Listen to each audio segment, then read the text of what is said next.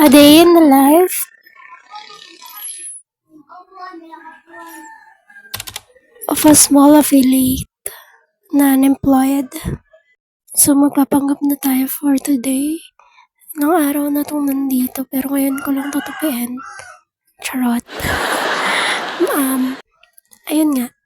So yan, magtutupi ako and then after nyan maglilinis ako ng kwarto.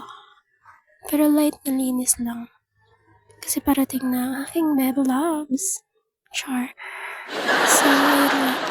Tapos nakita ko dyan yung mga damit ko na pinabibili sa Shopee. Yung terno na pang tulog.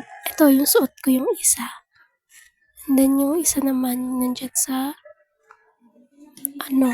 tinutupi ko. So, nandyan sa yellow basket kung gusto nyo bumili ng ganyan.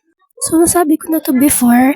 Galing na akong first work ko is sa fast food and then after, nag-receptionist ako sa isang hotel dito sa may Cainta, banda. And maganda naman siya. Maganda naman yung work ko doon. Pero gusto ko nga kasi hindi na magtrabaho. Mas maganda kasi kung nasa bahay lang, ganito, patupi-tupi lang. Yan, tapos paggawa-gawa ng content. Kaya sana samahan niyo ako sa journey. So, ayun lang muna. See you on my next video.